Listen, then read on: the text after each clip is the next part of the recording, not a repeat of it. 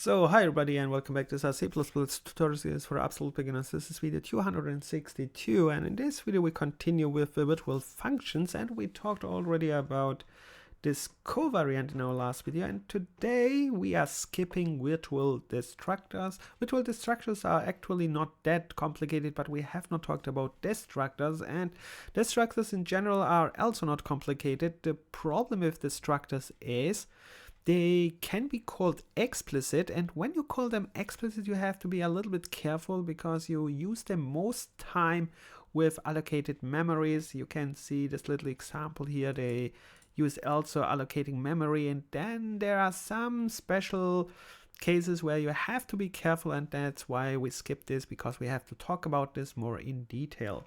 We are going down to during construction and destruction. This example we will talk in this video.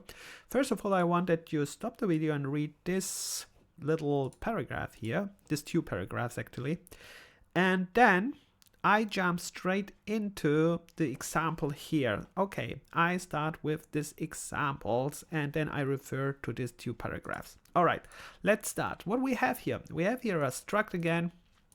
We're creating our struct, and you can see we start with a virtual, which means it's our start point more or less.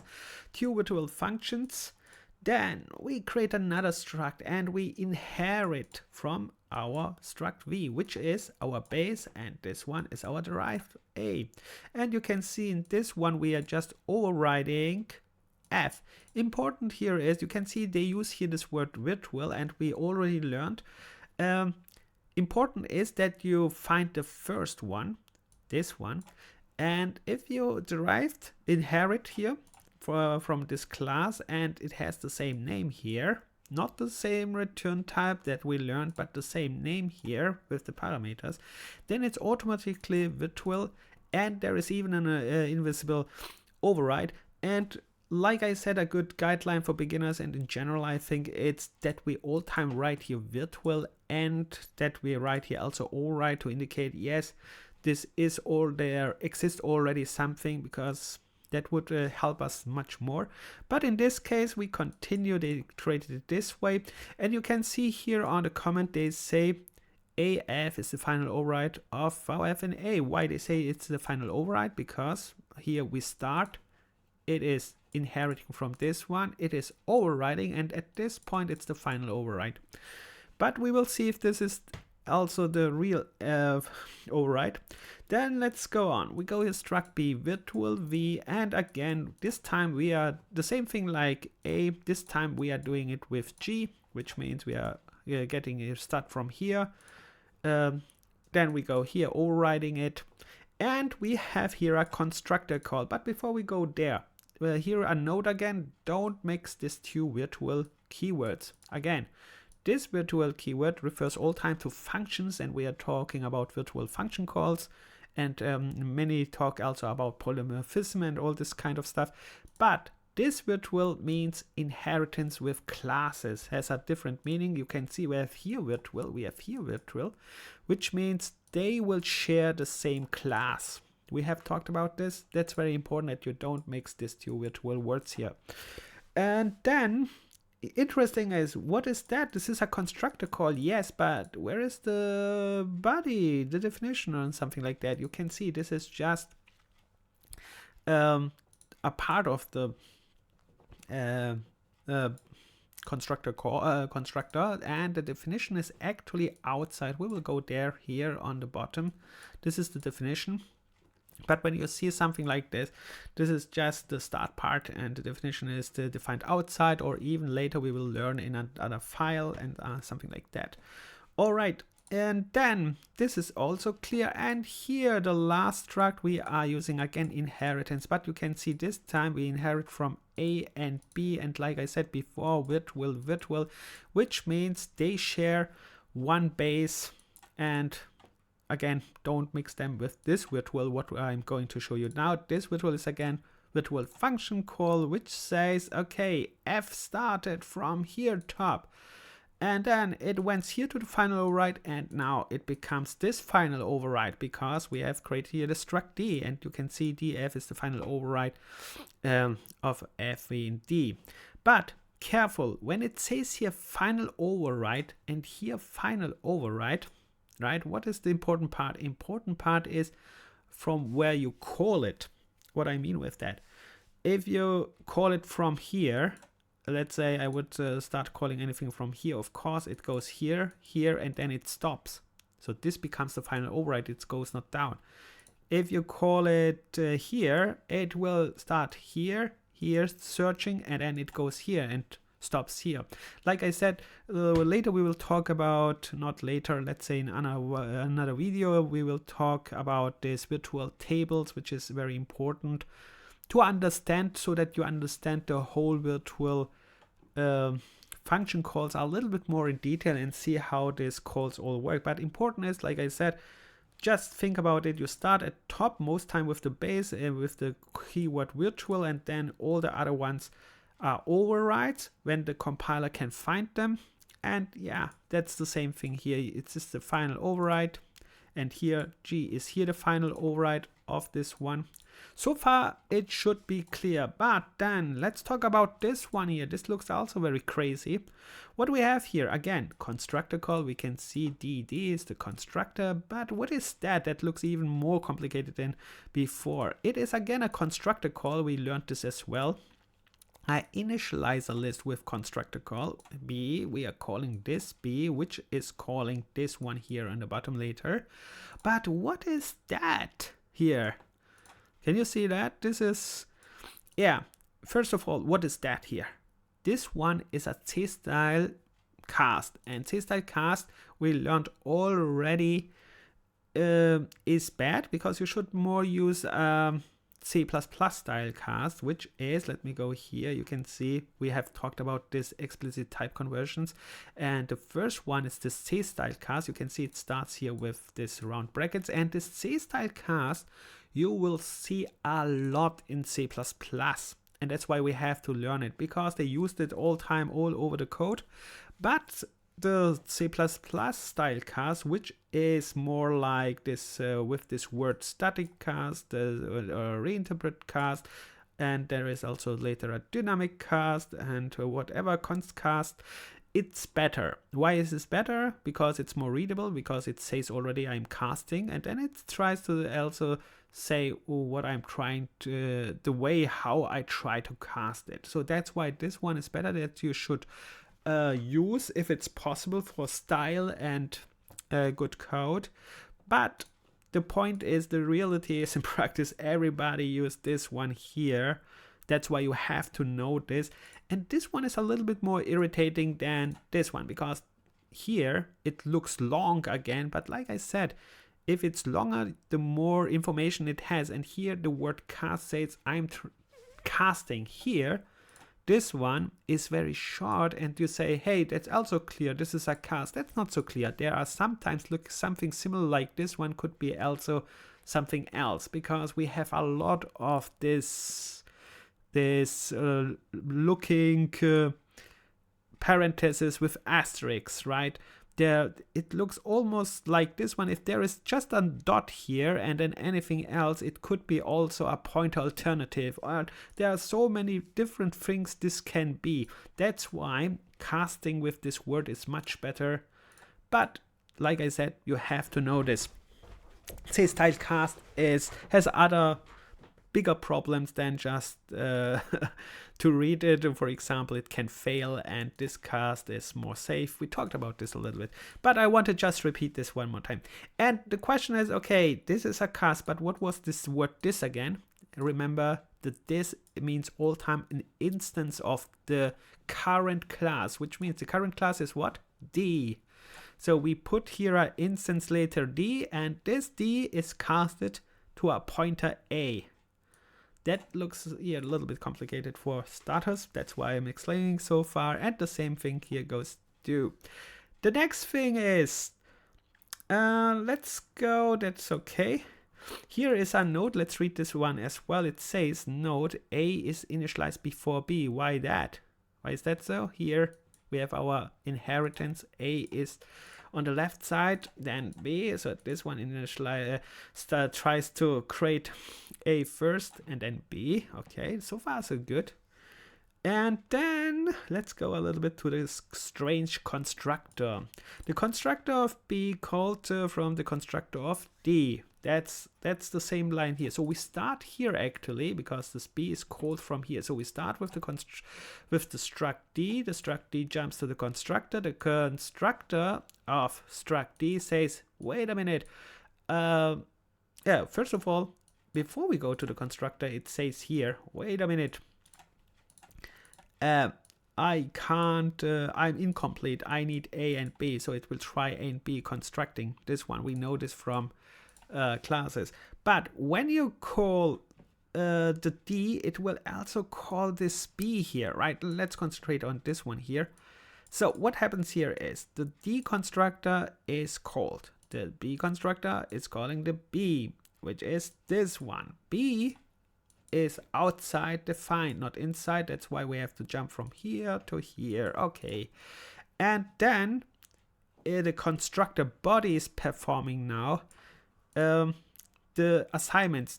Till now we learned most time we are using this initializer list like this one. This is an initializer list with constructor call, but right now you can see now they use really the body of the constructor, and in many cases you will see the constructor is used like this most time. The body of the constructor is heavily used. The initializer list are just to assign default values or start values and something like that, what you can't assign in this body here. But in general, you will see the body is used a lot. Okay, let's go on. So what is this constructor now doing? Okay, we know it starts here, it jumps here, it jumps here. And from this point, what is this doing? First of all, we see here we have here a pointer, virtual pointer, VF, and then we have a pointer. Okay, and now we are doing what here? We are calling F, and now we are trying to figure out what is our final override. Of course, you can read this one here, but before you read this one, try to figure out what is the final override here. With, of course, referring to this text here, and this one is probably the first paragraph. If you understand this one, then you will understand this one. And I hope you did it. I read just this one and then explain it. It says here virtual call to VF. Although D has the final override, D doesn't exist. So here, interesting, I showed you later, we start here all time on F, right? Because the reason is we have here B, virtual B, which means it goes up to top, and top it's a base. The base has a F, it's virtual. Then it goes down and says, hey, my B has not even a F. So the F in B has no override. So till now, F is still override, the final, because I have no an override here in B. That's very important. But interesting is, and that is here the thing what you have to keep in mind. I was calling it from here, struct D, which means struct D has an override. B has not an override, but this one has an override. And we said D is the final override. But important in this case is, when you read this text here, it says when you construct, and it's important, it's only when you construct an object, it becomes the final override till the point where it is constructed. And this is important. This part here is not constructed at this point. That's why it's not going to, even I call it from here, it is not constructed. What I mean with that, it is not constructed. Let's repeat this fast again. So I call it from here, D. B goes here. B goes to this one. Let's call it here. B says, I'm not complete. Why it says B not complete? Why? Here, because this one. It says I'm inheriting from V. I have not all information from V. So I go here on top. So the first thing what will be constructed is this one here, because this one is then complete. After this one, it goes back. We have talked about this construction calls a little bit, not too much, but a little bit. I hope you remember this. And then it goes back to this one. So after this one is complete, struct B says I'm complete now. I can construct this B now complete, and then I'm finished. And that is this paragraph says till construction point, and that was this call. B was called here. This was constructed, and that's why F is here final info F, because it is final here because B has not an override. If I would have here a override, it would be here, but I have not, so it stays here. So that was this kind of stuff. And let's go to G now. Let's see what happens here. Of course, you can read it here. This is exactly the same, but this time different a little bit. Again, we are calling G this time, the same thing like before. Instead of F, we are just calling G from B, but we have here override this time. The difference was the other one has here no override. I have now an override, which means I start again here on this G, then I finish constructing B, and I override it here, so I become the final override, and that's why they say here. And again, I'm not going down to this one because it says it's not constructed at this point. Because after this one is finished, it will go back to D and it will construct D, but that comes later, and this paragraph says just at the point of construction, right? It goes not down to derived classes who constructs later. The compiler is not getting. That was the 2 examples for this first paragraph. Let's do the second one as well. This one looks a little bit more complicated. I will not go too much in detail here because, like I said, to understand this one, the second example here, we have to talk about virtual tables a little bit more in this virtual member function tables, how they are created and how they are called, and I have to show this step by step. It's a little bit hard to grasp and even to follow, but let's talk about in general how this works. So the second part is this paragraph here. You can read this again, and now we are talking about this one. So the first one, it says here VF. What is VF? It starts here V. Important is, look, this one here is the type V, and the V is a base. So this V here is a type, right? Pointer type. And this V is a base of struct B. Here, I'm the base of struct B. And this paragraph here says, if this is the base of the struct B, so if it's one of the bases, so it can be also indirect base or something like that, I think, then this one is indeed valid. Which means for here we can read this first, type V is B, base of B. You can see it. Yes, I'm indeed a base. V is indeed a base. You can see it here of B. And we'll call BG as before. So which means what happens here is we start again in G because this one is a base. So it jumps from here to here and it's going to here. And the reason for that, it makes just the virtual table steps. This one is the final override. All right, that's okay. But look this, it's interesting. The same, almost the same. The only difference here about this one and this one is just this one, the type here.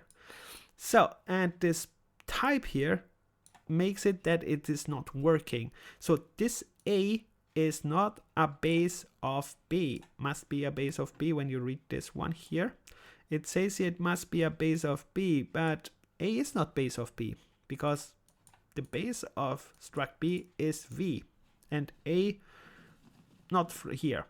And because it's not here, then let's read, you can read this a little bit here about that. It says here that it's not that it caused undefined behaviors and all this kind of stuff. But important is just that it's not working. Don't make this, but we will have to test this perhaps in code later, how this works out if we get an error. And yeah, like I said, this one here is not too difficult to understand, but to understand it in detail, we have to understand this virtual member function table, how they are called, where they are stopping, and yeah, the general lookup of the compiler to understand all this stuff. But I will stop here because I think it was already a little bit complicated. But in general, again, try to find a good C++ book who explains this perhaps more step in step and visualize this kind of things, because this one here, like I said, this reference site here is, yeah, it's not so easy to understand.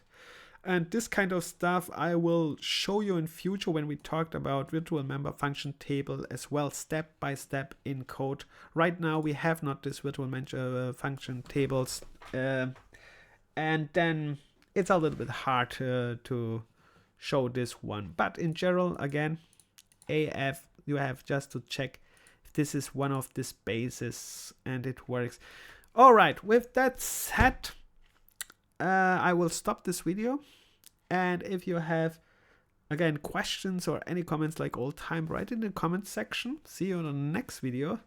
Bye, good luck, and like old time, have fun and never give up.